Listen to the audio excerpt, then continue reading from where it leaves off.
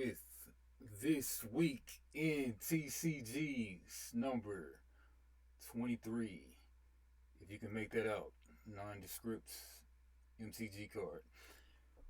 But anyway, this week in TCG is going to be Halloween in a few days. We got a bunch of TCG news. Let's get into it. Alright, so starting off, we got Disney Lorcana. They have announced they've got the organized play program coming soon, and that's going to be coming in Q2 of 2024. And then they also have the first chapter reprints will hit mid-November, pretty much November 23rd. So be looking out for that. Scalpers, be looking out for that. And then the organized play events will consist of fan events and competitive events. So either one of those you might want to fall into. And promo cards will also have distinctive foil pattern, different from those found in booster packs. Convention promos will be produced in sets of 3, of which each set will be available at each convention they'll be announced. So I need to attend those. Those will be great things to attend for the flipping, definitely. Alright, in Pokemon news, it looks like scalpers have run amok on the Pikachu Van Gogh, on the Pokemon Van Gogh exhibit at the museum in Amsterdam. And let's look at a video of that.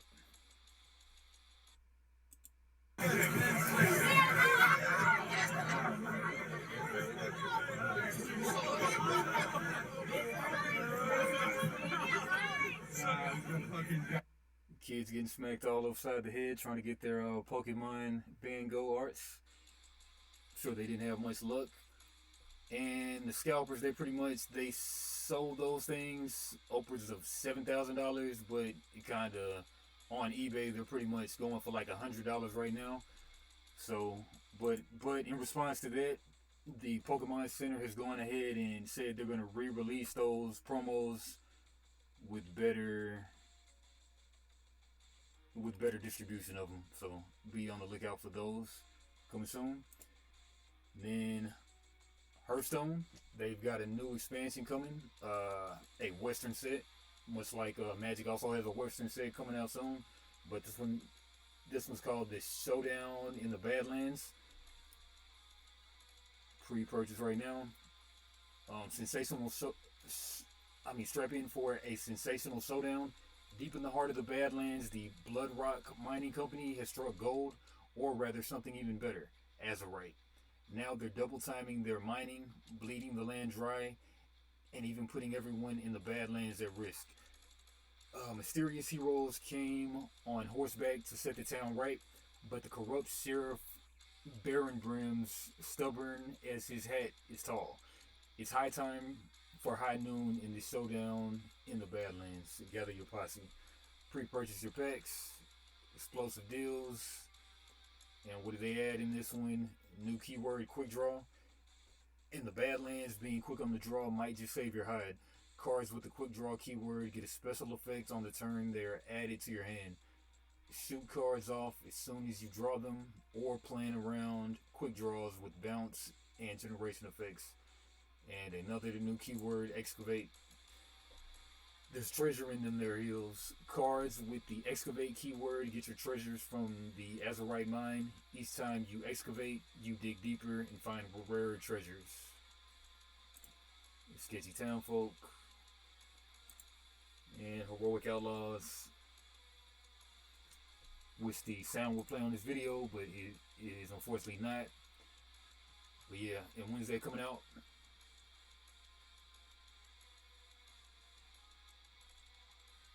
Coming soon. It's coming soon. Alright, on to Magic.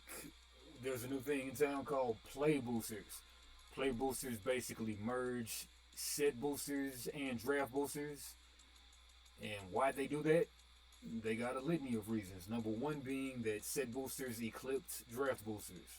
So only like if you wanted to draft for like the week or two, would you buy a draft booster? Otherwise, you get a set booster to get a better chance to get rares and such. And number two, it causes inventory problems, which they don't seem to have a problem with all these 12 different versions of cards. But when it comes to box product not selling, then they're going to care about it.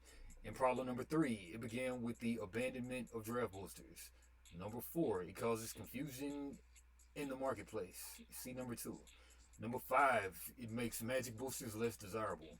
And number six, every booster buyer wasn't getting all the cool stuff. There weren't enough cards, the colors weren't balanced in the set boosters, the ratio of rarities would have to shift. We'd have to change how we made sets. So pretty much in these new play boosters, there's going to be slots 1 through 6 are commons. Slot 7 is the common / the list card slot. So the list cards are back with, I'm thinking there's going to be special guests, 10 cards that are exciting reprints that we can give new art and will thematically tie in whatever set they're in. And yeah, the list is going to be smaller this time, I believe. I guess from now on, in special guests, there'll be 40 cards that are reprints without new art. Of those, 30 will be common and uncommon, and 10 will be rare or mythic. So slots 8 through 10, those are uncommon. Slot 11, that's going to be your rare mythic slot. 12, that's the land. 13, non-foil wild card slot. Can be anything, any rarity, with the possibility of being a booster fun variant. And slot 12, that's a traditional foil wild card. Can be any kind of thing, just like slot 13. And the non-playable slot, you get tokens and crap. Well, I mean, not tokens and crap, but and whatever. Alright, so let's play boosters. And that's starting with, I believe that's starting with, play boosters will premiere with the murders at Carlisle Manor. So, be on the lookout for that. Alright, and then the Lost Caverns of Ixalan. They reveal a new card treatment and important dates. So November 10th, 2023. That's when the pre-release will happen. And November 17th through 19th. Game Store Open House. And Commander Nights, November 9th. And we got some images of these Ravnica cards. They said like a core something with the lens. I don't really see what it is, but core treatment, whatever that is. Arcane Signet, add 1 of any color to your commander's color identity. Chalice of the Void, XX. X charge counters on it. And also this Ixalan set has Jurassic Park stuff in it, like the Godzilla stuff before it. So Command Tower and another Jurassic. Lord of Atlantis. 2 blue with a Morpho. +1/+1 and Island Walk. Yeah, like this is that Jurassic World stuff. Ravenous Tyrannosaurus. 6-drop. And Devour. As this enters the battlefield, you may sacrifice any number of creatures. This creature enters the battlefield with 3 times that many +1/+1 counters for each of those creatures. Alright, not bad. Devour 3. Don't know like that's a new keyword, but it sounds like to me. And whenever Ravenous Tyrannosaurus attacks, it deals damage equal to its power to up to 1 other target creature, and excess damage is dealt to the creature's controller instead with trample. Nice. Okay, so not fight, but whenever it attacks, it deals damage equal to its power to 1 other target creature. Okay, so like it double attacks with trample. That's pretty nice. I think I like that card. Alright, Ellie and Alan, paleontologists. What is that? I forget. What's off? I forget. But 5-drop, green, white, blue. There you go. Human scientist. Thracius, Triton hero. 2-drop, scry 1. And then otherwise draw a card with partner 1/3. The Myco Tyrant, 3-drop Golgari, whatever that is, Elder Fungus. And it goes on and on like that, though. Yeah. Alright, and Star Wars Unlimited, they go with Southern Hobby to be the TCG's sub-distributor. Asmodee USA has signed Southern Hobby Distribution as a sub-distributor for Fantasy Flight Games' Star Wars Unlimited, bypassing ACD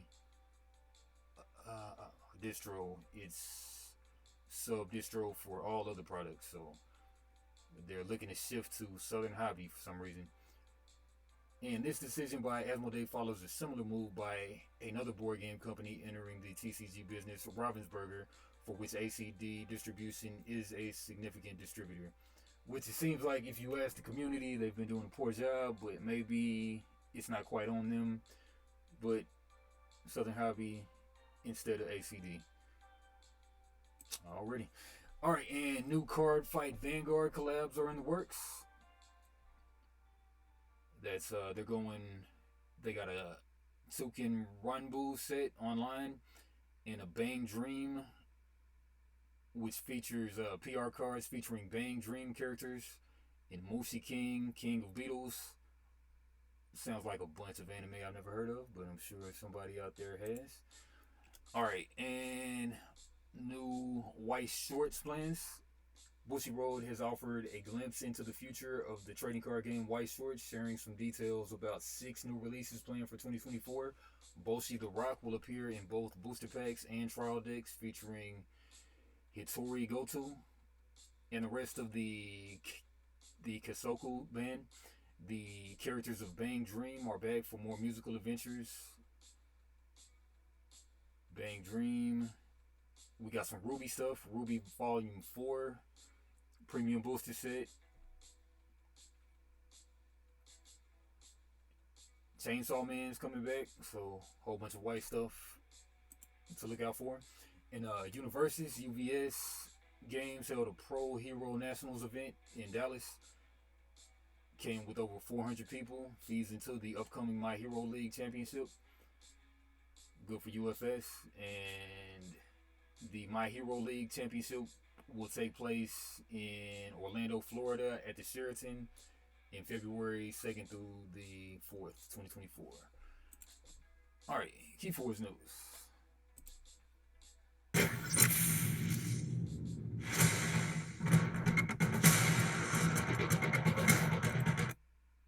And for those not watching, introducing House Geistoid. Looks a lot like Shadows, same colors. More than 240 new cards.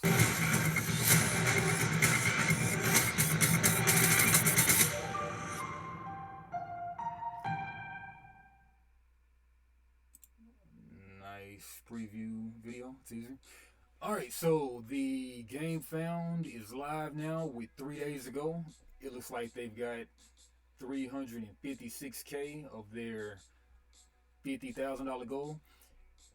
I backed it. So what do you get in this campaign? You get...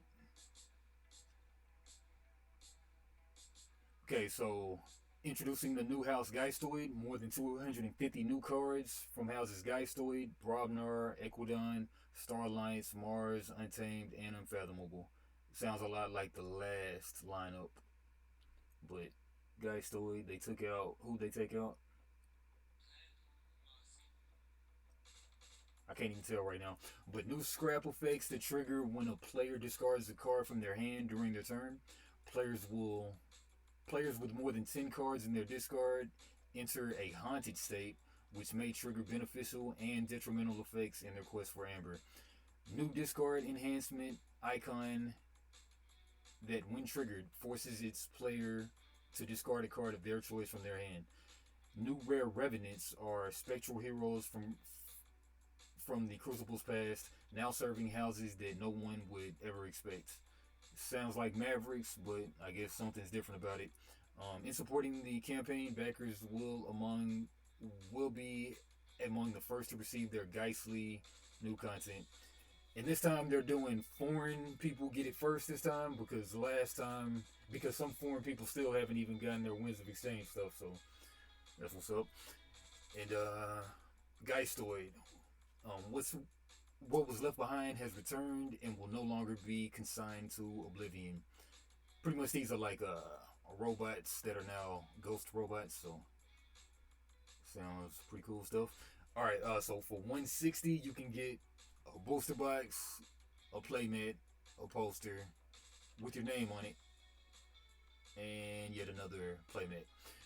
And for this time they're going straight to retailers too, so retailers can pledge, and of course you can probably get it half off.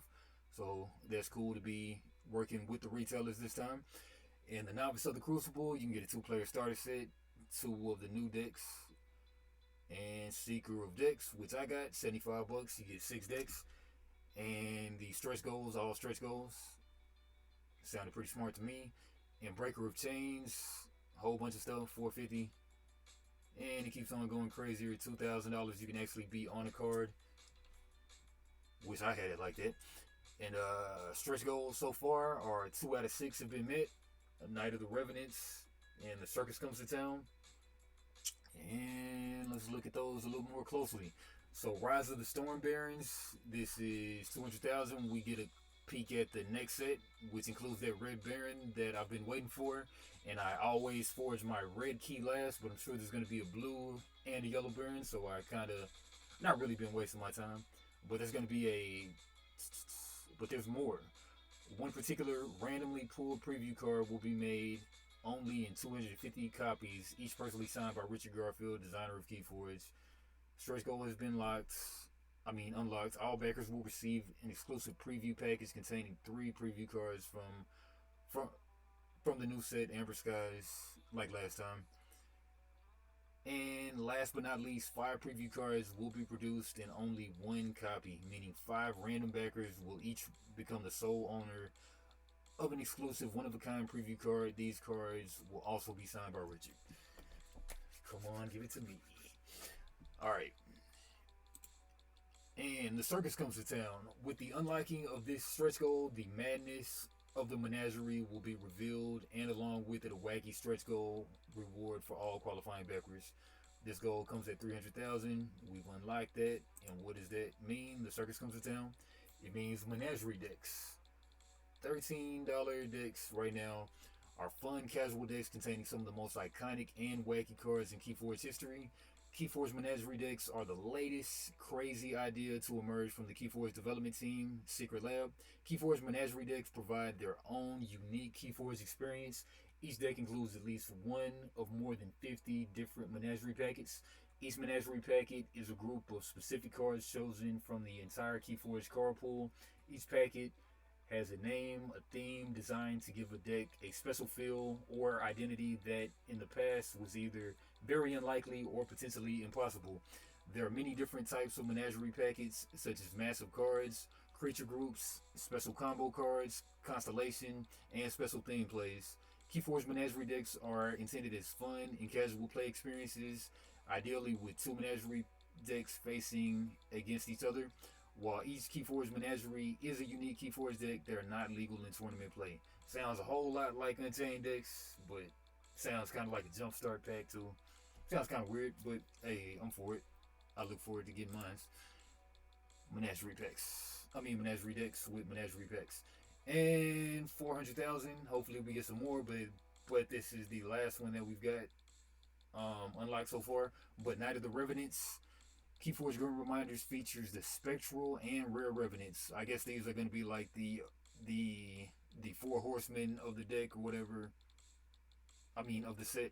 But this goal unlocks at the $400,000 level, and Revenants, whatever they're about, Revenants. So they're going to be like out of the house that you would expect them in, and they'll serve your house. Sounds like a Maverick. But and there's still 1, 2, 3 unlocked stretch goals. Hopefully we get to see what those are. And then there's also a new KeyForge Adventures, The Great Hunt. I got this one coming.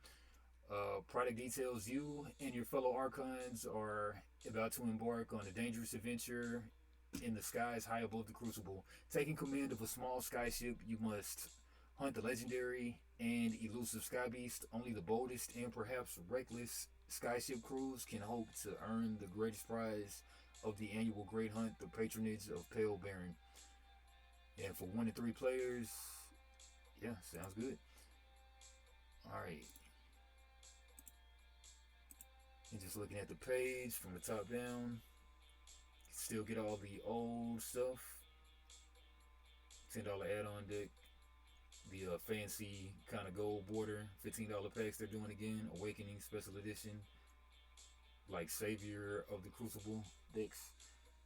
Starter set. Whole set of the whole pack. Whole set of the whole set. All the Adventures, Unchained 2023, $15. And all the old sets. You can get a Fuzzy Gruin. And there's also a Flumph Plus that came out too. Flumph Plus. Not really seeing it right here, but just know that there's a Flumph Plus that is out there in the world right now today. Alright, moving on. Shadowverse Evolved. Set 2 dropped back in September 29th. Kind of missed that one. But one pack has 8 cards. One box has 16 packs. I think they hit for about $50-$60. So I really enjoy this game. Wish I could play it some more, but that's what that is.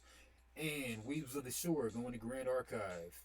They have a demo deck coming to stores in late October. So these demo decks will come with 27 cards. They're going to be 7 card material decks and 20 card main decks. I guess that's like half of a real deck. But yeah, can't hate on the free stuff. So be on the lookout for them at a LGS near you. Also, Weaves of the Shore has revealed the next Grand Archive set. The last set was the second set. That was like a expansion set, not a full set, but I believe this is going to be a full set. And that drops on January 24th, 2024. The standard set adds 3 new classes to the mix: Guardian, Cleric, and Ranger. And it also introduces the new advanced elements of Neos, Astra, and Umbra. They allow players to construct new deck strategies. The set also has 214 unique cards as well as 227 full variants that are randomly inserted into 12 card packs, and display boxes will retail for $108. 3 pre-con starter decks will also be released for this set. Each starter deck features one of the 3 new classes. The starters each come with a 60 card main deck and a 12 card material deck, and come in displays of 9, and displays will retail for $135. Great Grand Archive news. And a few weeks ago, they had their first big tournament. It was called Ascent Houston 23. First major tournament with the 20K prize pool. And there were 207 or so players that showed up, according to main deck, with a main deck. And so pretty much also like the top cut decks that won the tournament, you could get a Fire Ride deck for like just $148. You could get the Fire Merlin deck for $292.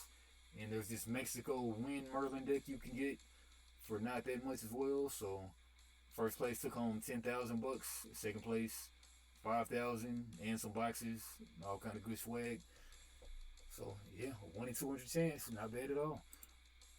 Alright, Bandai reveals the Dragon Ball Super Card Game Fusion World 2 set coming May 10th, 2024 for the Dragon Ball heads. And there's a new TCG also in town that deals with NFTs. Well, no, not NFTs, but it's on the crypto platforms. It's on Web3. So this TCG is called Parallel TCG.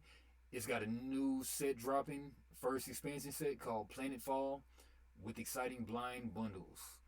The Planetfall Collector's Drop will occur on October 28th. That's tomorrow at 3 p.m. There'll be 18,646 total packs included in Planetfall. A large portion of these will be reserved for collectors and blah. Yeah, let's listen to Ali 3 Gaming. She's gonna tell us how to play Parallels. This thing is gonna be on Steam soon. It's coming to Steam, but right now it is. But right now it is solely on these crypto platforms right now. Web3.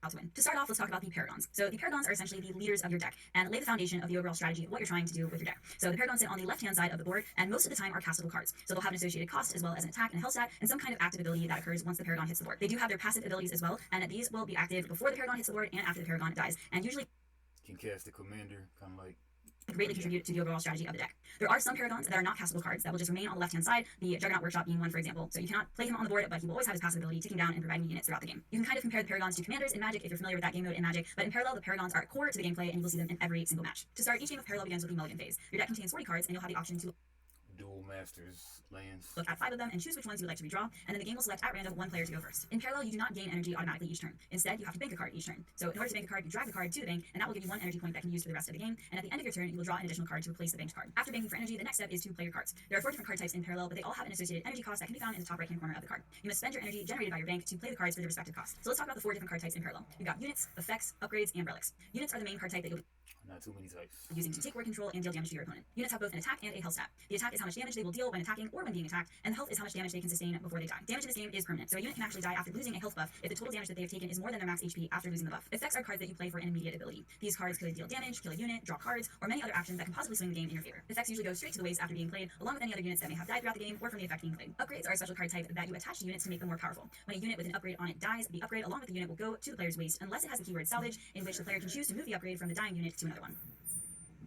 And finally, we have relics. Relics actually have their own space on the board, and these are cards that will permanently affect the game until they are destroyed. Unlike units, they don't have attack and health, and they cannot be attacked themselves. Relics are an interesting card type that can be used to pursue a strategy that isn't solely reliant on board control. So they're usually very good for utility, but come at a loss of tempo. And there's actually quite a wide range of relics in the game, and they can add a lot to the different strategies used to win games in Parallel. Okay, now you know the cards, let's talk about how to win the game. Both players start the game with 30 health points, and your goal is to get your opponent's health to 0 by damaging them with either unit. Yeah, normal stuff. But also, like, there's a NFT economy, so you can buy and sell the cards. And not NFT, but crypto economy. You can buy it with Ethereum, so I got some Ethereum. I'll just wait till it hits Steam myself. But yeah, that, my friends, has been this week in TCG's number 23. Holler back at me in another 2 weeks for this week in TCG's number 24. And I'm sure I'll be looking into some Kickstarters then. But yeah, like, comment, subscribe, Oyo Games. Peace.